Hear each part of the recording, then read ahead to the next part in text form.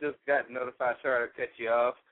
Just got notified. We also have Tony Dofat, which is joining the discussion now with us. Mr. Dofat, you there? Yeah, I'm here. What up? What up? Not much, man. Pleasure to have you on the show, man. Yeah, thanks for having me, man.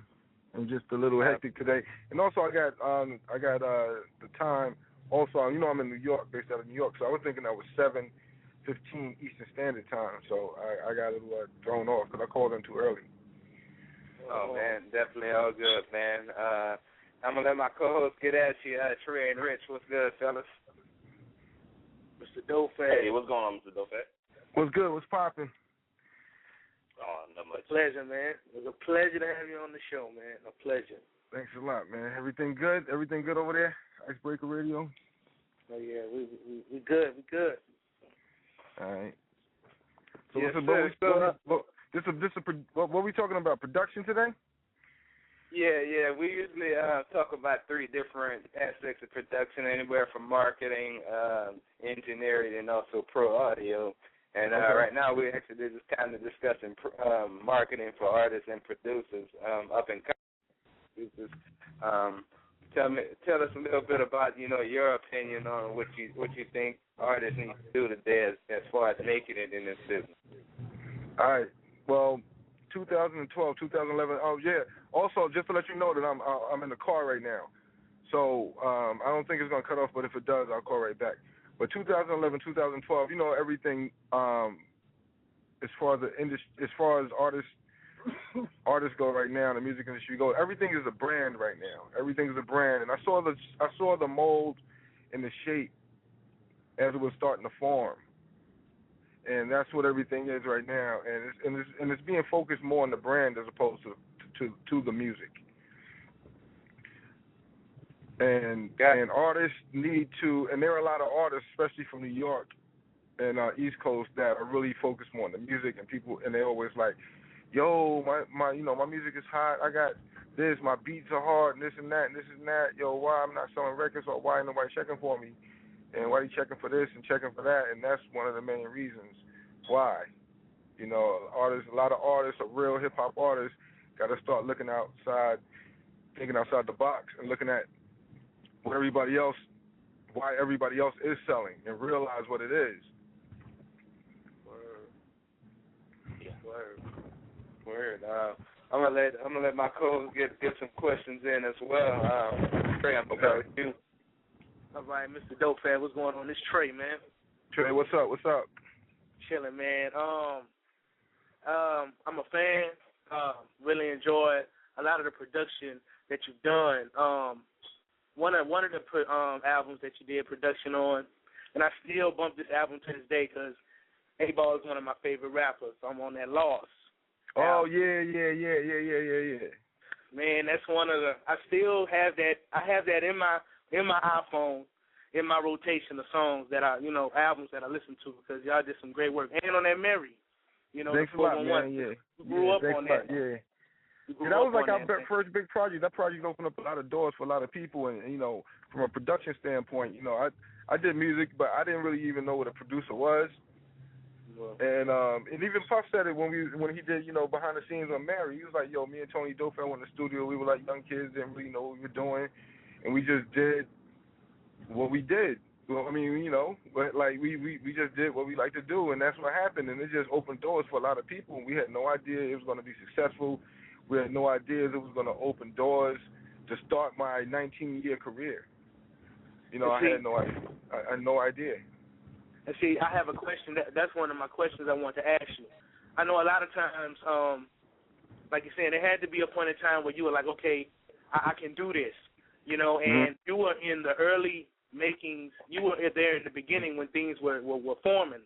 And what is it that makes you say, okay, this is something I could work with? Because, a lot of times producers, it's a lot of cats that come at us that have big dreams to start things, and they want your services, and they want you to be down because of the material, the material that you can produce.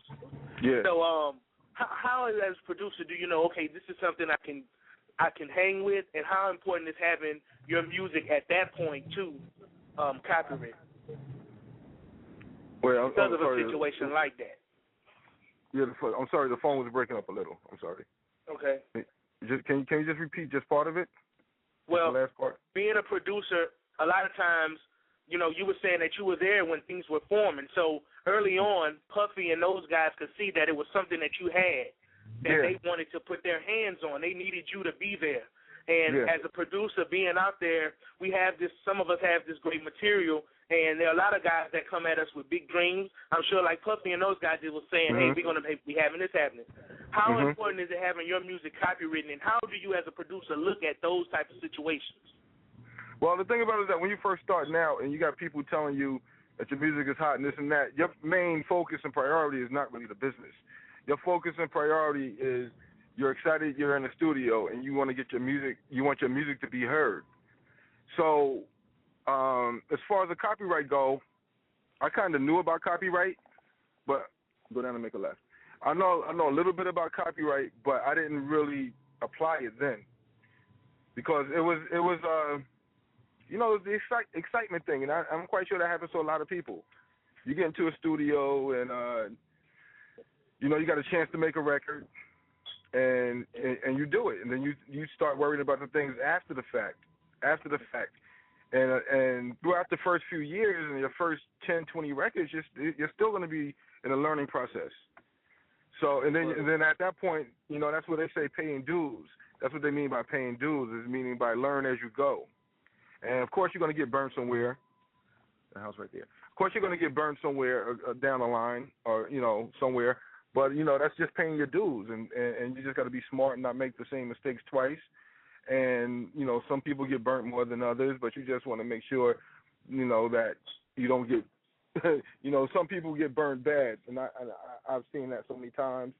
And in my case, I think everything went well. I think I caught just some minor damages, but everybody catch damages coming in this industry. Everybody does, because there are people in the industry for 10 years and still learning. Word. So yeah, it's the excitement thing, man, and it's standard, and it's natural. And some people are crooks, and some people aren't. And don't think that everybody is a crook in the industry. Don't think that everybody's a crook. It's just that the music industry there are no rules to the industry. There are no rules to the industry, and some people just tend to take advantage or bend things a little. But there are some people that are just straight out there just to rob you and know consciously what they're doing to you. And that happens. But fortunately, I haven't been around those type of people. I had great people in my corner, and always had great lawyers, great attorneys that are always there. My attorneys are some of my best friends. I have like 4 attorneys there, like some of my best friends. So they look after me. What's up? Cool. Rich? Rich? Yeah. How you doing, Mr. Tony Dofat? How you doing, man? Hey, how's everything? Oh, not much. I got a couple of questions for you. Okay. Well, we have another guest on, and she was pretty much mentioning how we was talking earlier how if a drummer doesn't know how to play to a metronome, saying how it can break up a band and cause trouble for a session. Now, I know you work with P. Diddy,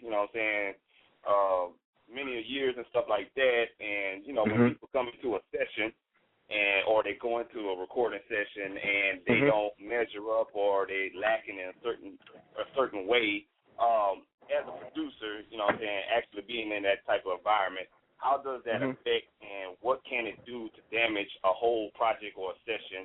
And what are the disadvantages and advantages of that? And how you need to be focused in going into a recording session? Yeah, if the drummer can't play in a click, I fire him. Man.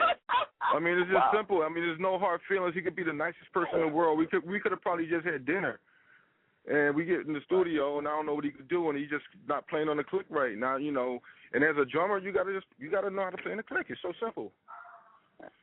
Right.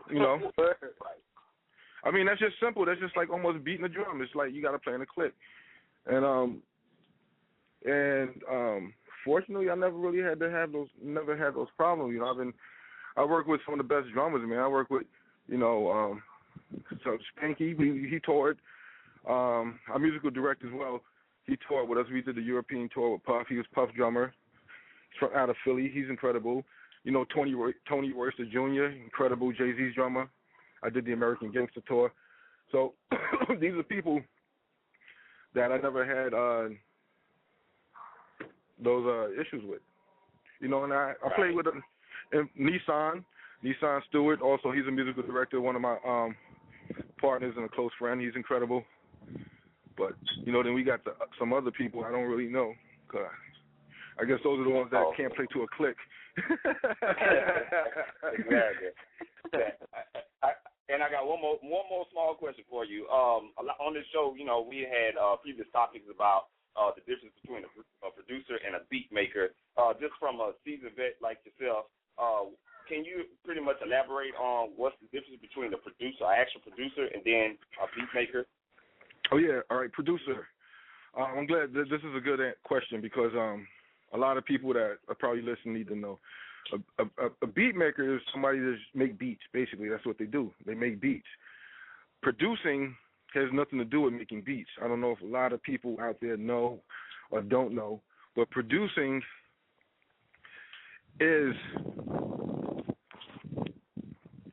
has to deal with the song. Producing is creating and finishing a song from A to Z, and not just creatively. I'm talking about budgets, hiring personnel, hiring engineers, writers, mixers, musicians,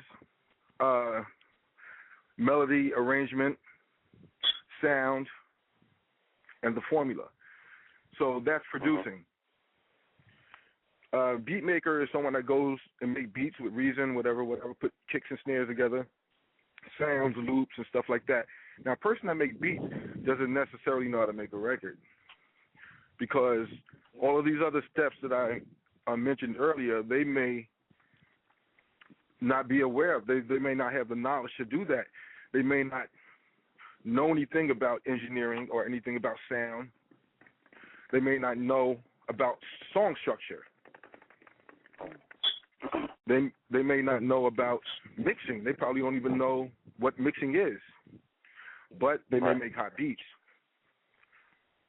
And the other way, and vice versa. Someone that produces may not know how to touch a keyboard, but he can tell a musician how to play it. If that makes sense. That's word.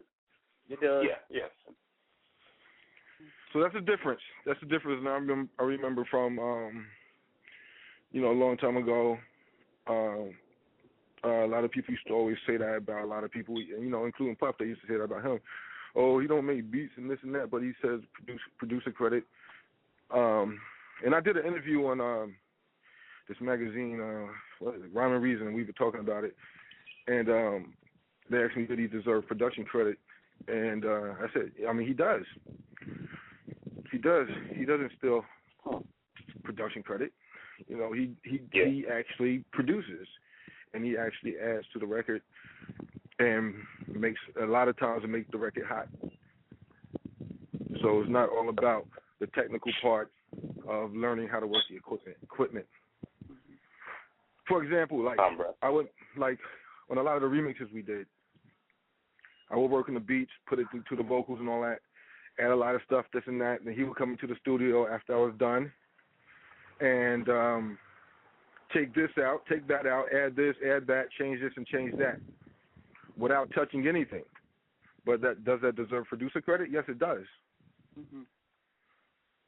You understand? So that's his role in the whole thing. He would give me the day to do what I got to do creatively. Then he would come and touch it up and finish it up. That's what's up, man. I'm gonna kick you back over to my host, D-Dot. Okay. Yeah. So, real quick before you go, I want you to tell us a little bit about that making a band experience. We seen we had a lot of characters on the show as well. So, tell us about that before you exit out. Yeah, the making a band experience. All right, that was I mean, one thing about that show is that was a real reality show. Right now, reality shows, a lot of reality shows are staged right now. That was a real time, real event. Everything you saw was real. It was so real that they couldn't even air everything. I'll tell you like that. They couldn't air everything. It was real. I really produced that album in 6 weeks, real time, 6 to 8 weeks. It wasn't pre-recorded. I didn't do the beat number one until you saw me on the show. I didn't do any beats before that, and I was just working every day on beats and doing what I had to do. A lot of times when we're doing albums, you don't really come up with the single until the fourth or fifth record down the line. And that's what happened. You know, I didn't come up with Bad Boy this, Bad Boy that until maybe the fourth song we recorded.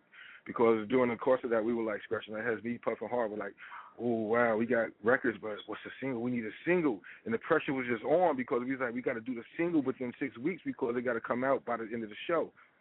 And I just went creative, like I went extra hard creatively, and I just did this one beat one day, and it just came out. It sounded so good, and I remember my CD player was broken. And, hey, what's up? My CD player was broken, and the beat was so hot after I just finished making it, I broke out my old cassette deck from the garage, and I made a cassette tape and brought it to the studio. And I was like, yo, you got to hear this beat. And it was playing wobbly, you know, like, because it was old, and they heard the beat. I remember playing it for them in the lounge. And they were like, yeah, that's hot. That's that joint right there. Let's do it right now. And that was a single. And that's how things happen. Things just happen organically, you know, and they just come together like that, just like a real album. We didn't have 10 records before we started doing the show. We started doing the show with 0 records. And I just worked 16 to 18 hours a day, and I did mad beats. You know, I knew what it takes, and knew what it had to take to put that together. And and one thing about a lot of new cats and a lot of new producers, they come to Ye and be like, "Oh, I just started making beats, or I did 3 beats, and yo, I'm gonna sell this." I'm like, "Yo, homeboy, before you even sell one beat, just do 50 beats first, because you're not gonna make 3 beats and think you're gonna sell all 3. Right. You know what I'm saying? You're gonna have to do at least 20 beats for somebody to like 3. If for you to sell one, to get one covered, you're gonna have to do 50. Right. So that's what it takes, and I knew that and understood it, and I don't get frustrated. And if I got to do 100 joints to finish an album, that's what I had to do. Like one of the Heavy D albums, I had to produce 47 records. I did 47 records just to put 10 on the album, and I did it.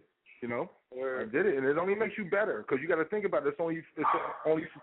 It's best that you do it because it makes you better. It makes you hotter, and it makes it like people come out with records, and you can be like, yo, I made that record and I threw it away. You know what I'm saying? I did that already, and I threw it away. I didn't even use it. So it just makes you stay on top of your game, and that's being a mentor and somebody on top of you, like how Puff was and stuff like that. I do that to other people, and some people get frustrated, but they don't understand that that's what it takes. You know what I'm saying? To be hot, because you can make a record, you can make something mediocre. Anybody can make a record, but it's not just, you know, it's not going to say everybody's going to like it. You know, anybody can make a record, but you know, I want to make a hot record. Right. Word, man. So you got any kind of shout outs for you exit out tonight? Oh yeah. I got shout outs, of course. I got, of course, my network Dofat TV in the building. They probably listening right now. My man Esco Beats in the building. You know what I'm saying? My man Prince Malik is in the building right here. He's about to drop this new fire coming out this week. I want to say shout out to Icy. Shout out to Isis of Sound. Shout out to K-Mac. The whole Dofat TV squad. Oh, yeah, DJ Wild here, too. DJ Wild here. Shout out Wild here, of course. Real quick, before, tell us a little bit about this Dofat TV before you exit. Oh, yeah. Now, Dofat TV is a perfect place for up-and-coming musicians, artists. Not even just musicians, artists, not even just music industry, but as a young entrepreneur. It's a great place to network. It's a video chat, live video chat, real-time video chat worldwide. We service about 1 million people a month. You come there, you talk to other young entrepreneurs that are willing to network. You can network, you can barter, and do things. There's a lot of fun stuff that goes on in there as well. But you get to meet your favorite celebrity, your favorite artist, favorite producer, DJ, and you're able to exchange information, and you can possibly end up working and collaborating with them. And I'm hosting all of that. I call the celebrities to come in to talk to the people. And, it's been supported by Waka Flocka, Diddy, Jazzy, my man Bink Dog, Scram Jones. Everybody, man. Travis Porter, Roscoe Dash. Everybody comes through. Cool. Well, we definitely appreciate you stopping by, man. Whenever you have some time, we'd love to have you back on. All right. Thanks a lot for having me, man. Just let me know. Just give me a shout out, and I'll come back anytime, man. Thanks a lot for having me, though. No problem. Sure. All right. All right. Thanks a lot. I'll talk to you later. Later. Sure. All right. Bye.